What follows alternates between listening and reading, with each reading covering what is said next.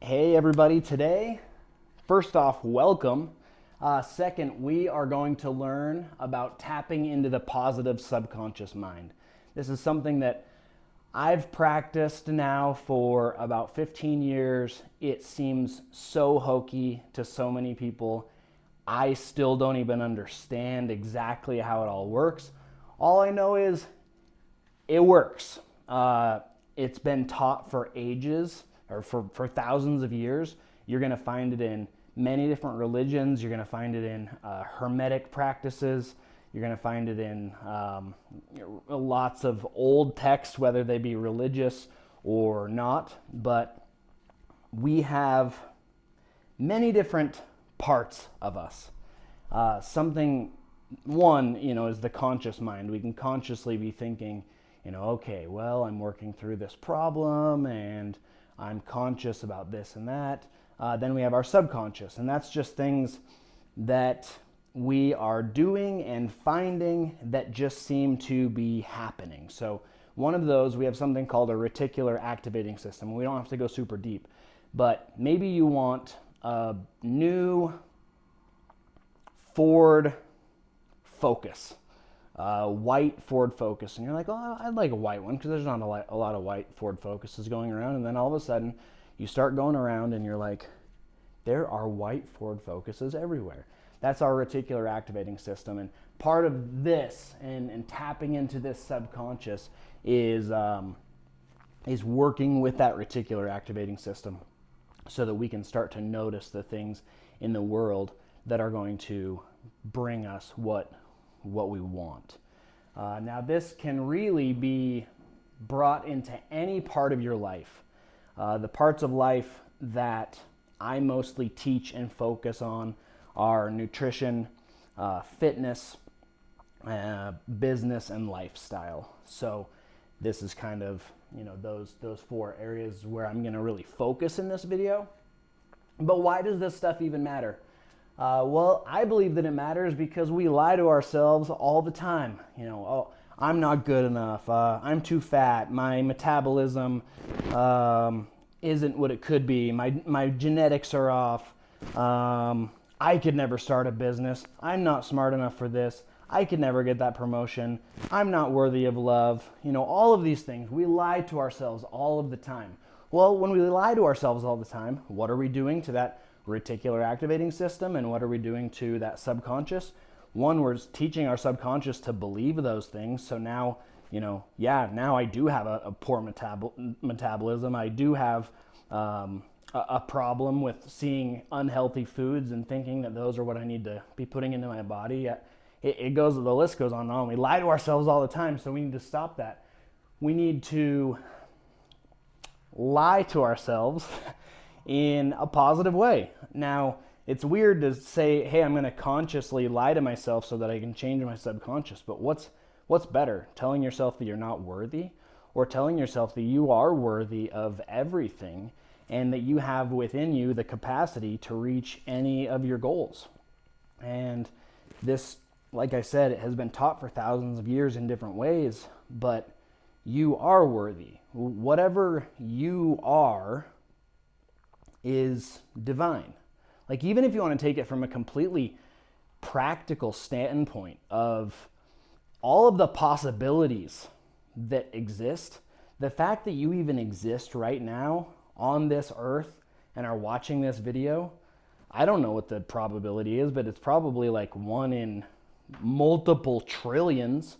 Let's just think of it on a very practical standpoint of, not trying to get all weird here, but out of the, tens of thousands of sperm, you won. Like, good job there. Your parents happened to meet, and then that all happened, and you were the one, and then you're in the circumstances that you're in, and there's a vast universe, and there's 7 or 8 trillion or billion people on the earth, and you're one of them. Like, the probability that you're even here is crazy. So when we start talking about this stuff, you are a statistical anomaly. You are divine. You do have within you to do amazing things because you're already a statistical anomaly. How about we just push that a little tiny bit further? So we're going to actually start lying to ourselves a little bit to tap into that subconscious. And the other is to reach those goals. Tapping into that subconscious mind and the reticular activating system, we're going to start to see things that bring us closer to our goals. Now, as I chat for a second, I'm just going to go to my pictures on my phone because I have some things saved. I'll share some stuff that I'm becoming a little more comfortable sharing that I haven't really done much of in the past because it's weird to me. I've had a certain identity for a long time. You know, some of that identity was lying to myself. You know, it was, oh, my metabolism is slow, so I'm always going to be the big kid. I'm always going to be chubby. I'm always going to be this. I'm always going to be that. And it just doesn't have to be that way. It does not have to be that way at all. So if I could quickly find that, then I would, but it is not happening, not finding it. So we're just going to continue on. I've set some certain goals for myself for many years now. And I can truly say there is not one goal that I've set that if I have meditated and prayed about it, visualized it daily, affirmed that it has happened, journaled about it in the future, and then actually let it all go and let it just happen, I can truly say there's not one goal yet that I have not obtained. Now, there are certain things that I'm doing these for right now that I know will happen, but so many examples of doing these things and reaching these goals.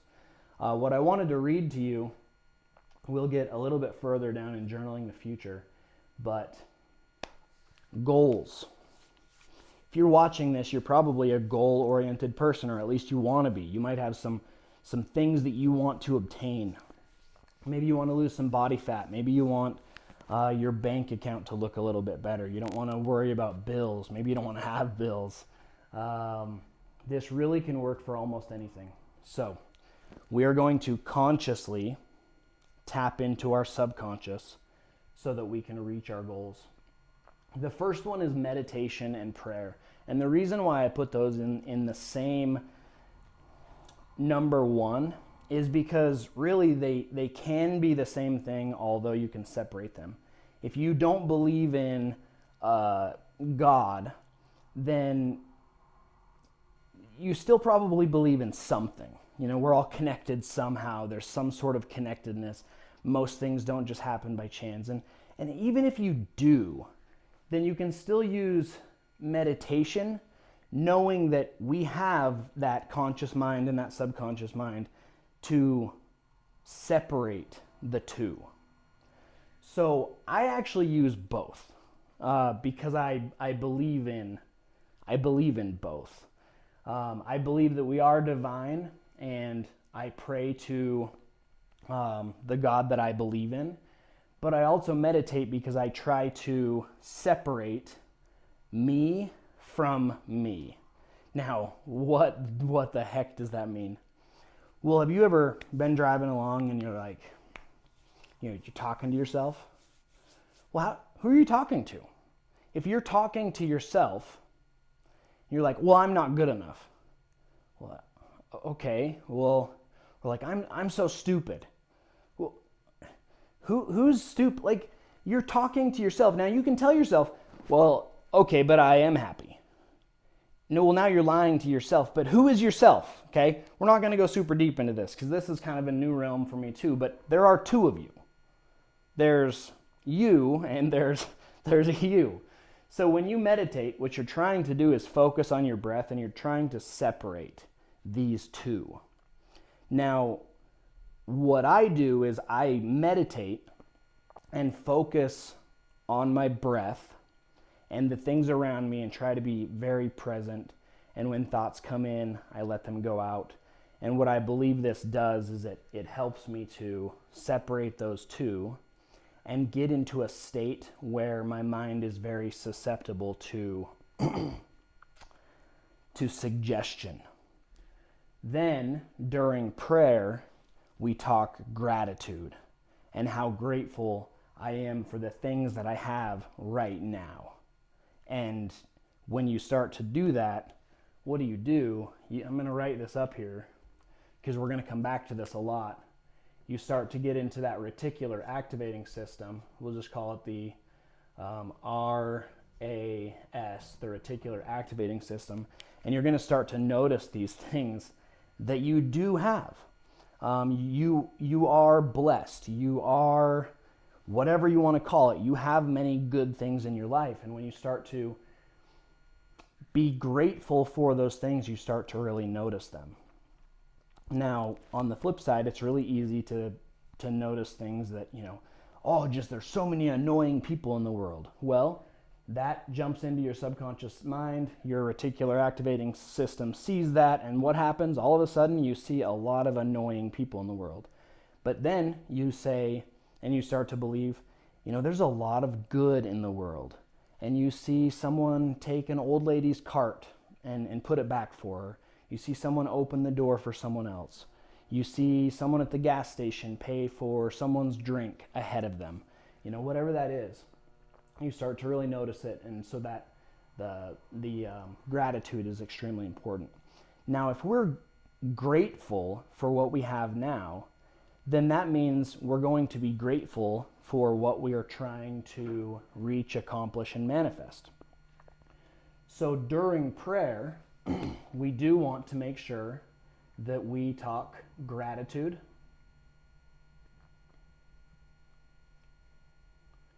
and that we get deep into goals and what we want those goals to be. Now, this is just my own thought. You can use this however you want. But I think that we get what we are. So with goals, who am I? There was kind of a more recent philosopher and spiritual teacher named Neville Goddard. And in a lot of his writings, he talks about the importance of asking yourself over and over, who am I? Who am I? Who am I? Now, that's one of you talking to the other one and saying, who am I? Well, who are you? I don't know who you are. Who am I? I actually don't know who I am. But I'm learning, and I believe that we get who we are and what we are. So first off, with those goals and prayer and meditation, we need to be grateful for what we have and what we are. Talk about goals, which first end up being, who am I? And then we get into what we are worthy of. So what are we worthy of? Is this going to be money? Is this going to be relationships?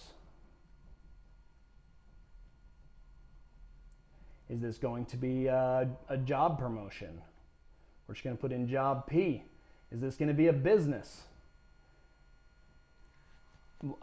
The sky's the limit. Is this going to be feeling healthy and great at 178 pounds? Now, we're going to just go like this because that was one of my affirmations for a long time, for the last 2 years. I'm feeling healthy and great at 178 pounds. Like, okay, crazy. Let's talk about this a little bit later. Who are you? And what do you want? That's what comes through meditation and prayer. That's going to be number one of tapping into this subconscious mind, tapping into the reticular activating system. Now, two, what I like to do the most, and it's tough to do every single day, but if we can get into a good routine, remember, and this actually goes with all of this, all of the little tiny small goals, all the little tiny small habits that we build end up becoming lots and lots of small positive habits that become big habits, and our habits are who we are. So if you look at your habits during the past 5 years, that's what you have today. That's how it works. So we visualize, meditate, pray, gratitude goals, who am I, what do we want, And then you visualize those things that you want. So you literally close your eyes and you put a big smile on your face and you try to see all of those things.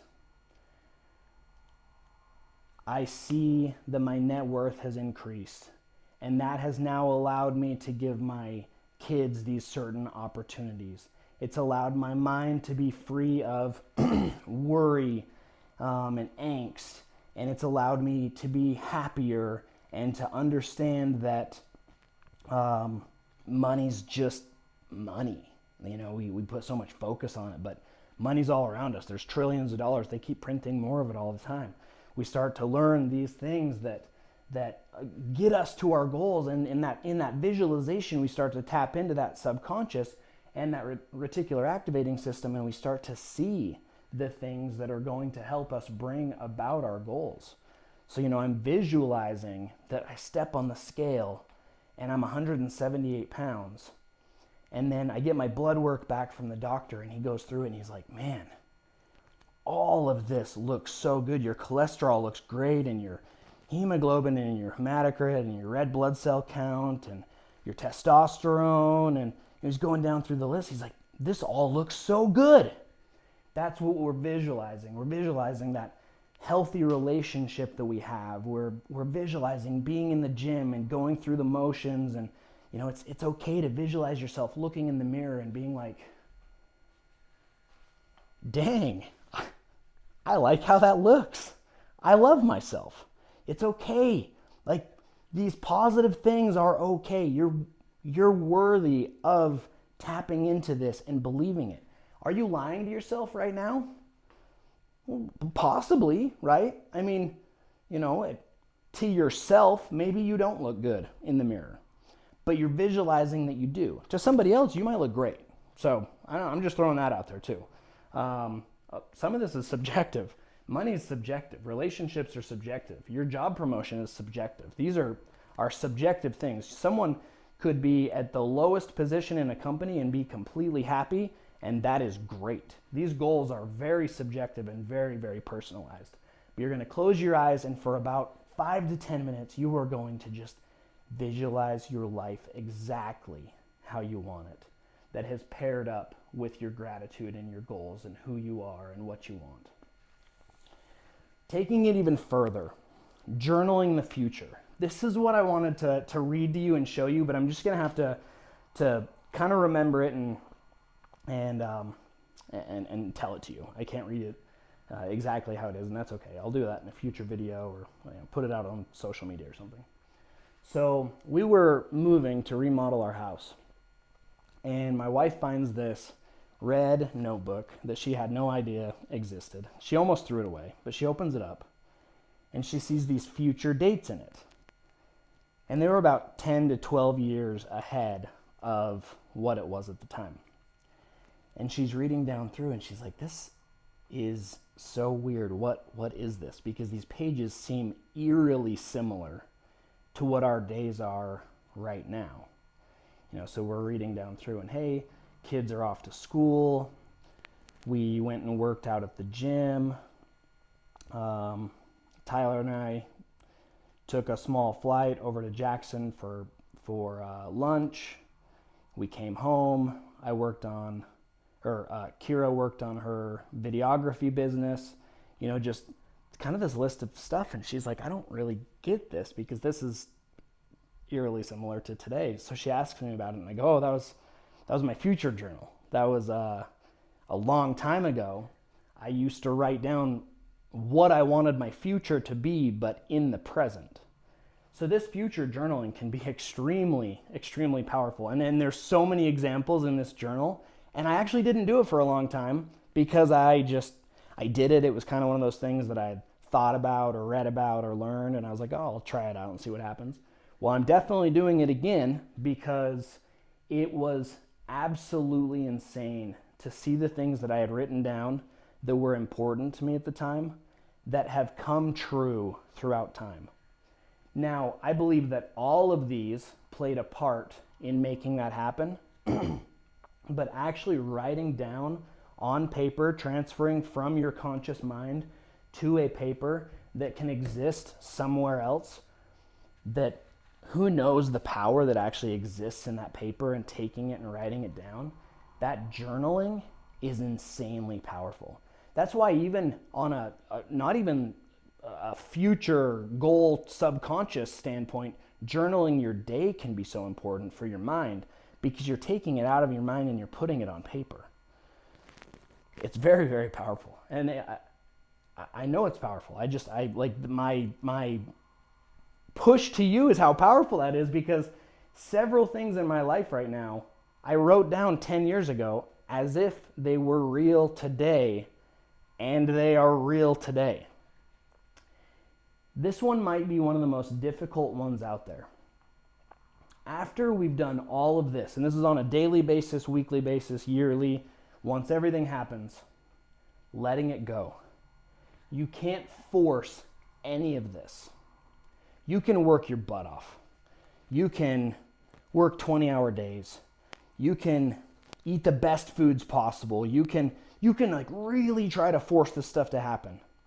But a lot of times, and I don't know why this is, when we force something, there begins to be a resistance there.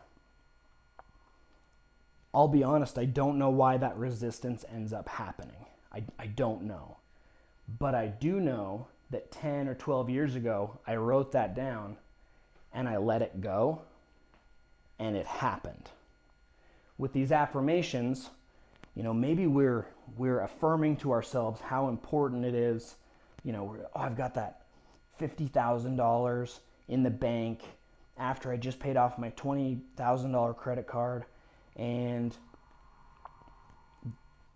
all these things, that I'm feeling healthy and great at 178 pounds, and my blood labs look great.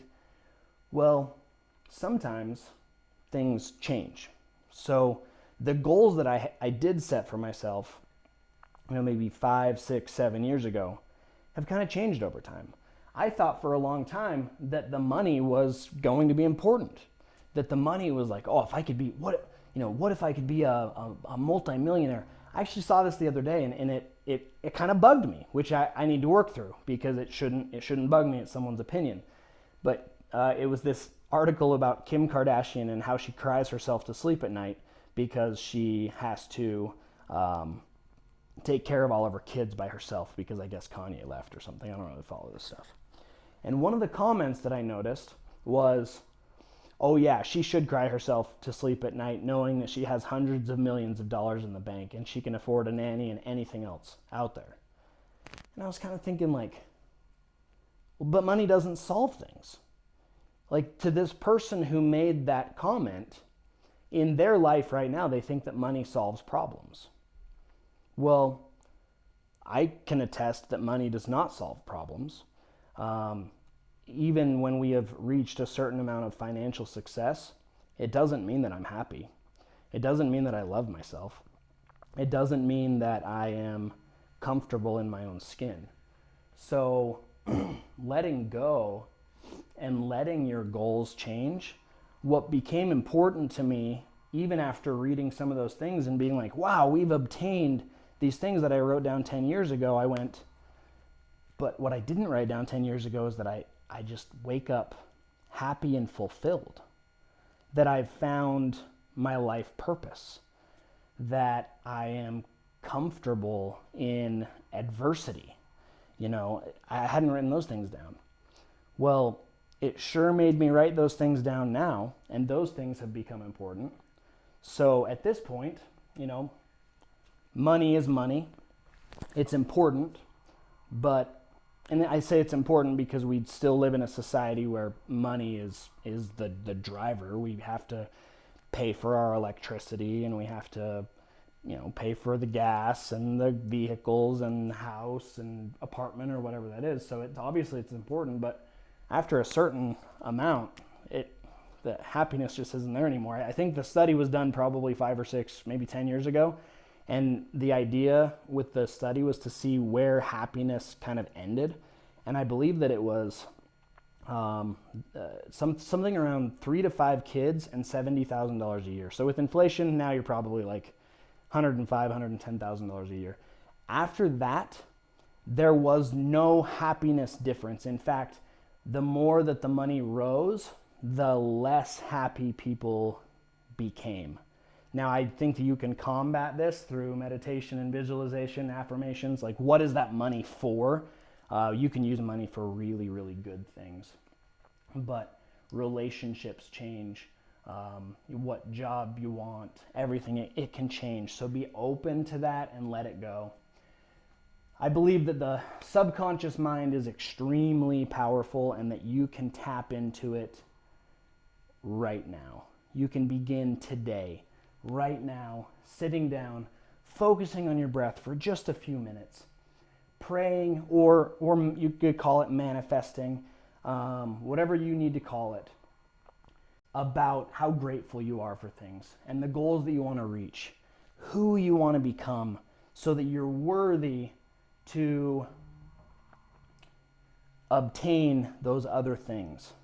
So you're already worthy for these things. You just need to learn it and realize it and get it into your reticular activating system. Just a couple minutes a day. Visualize exactly what you want your life to be. When you're driving in your car, you're yelling out, "I am a great and successful businessman or woman. I dress for success. I am extremely successful in everything that I do. All of my relationships are positive, and I know and have set boundaries. I'm feeling healthy and great at 178 pounds. I own a fourplex that brings in $2,500 a month of passive income." Then, maybe once a week, journal your future. Hey everybody, or hey self, hey who I am. It is 2029, June 5th, 2029, and I woke up this morning and I was happy. I am happy. I am fulfilled. I have found my life partner. I drive this vehicle. I've found my life purpose. I've secured this much money in the bank. I'm able to give this much to charity. I help in these ways. I'm grateful for this.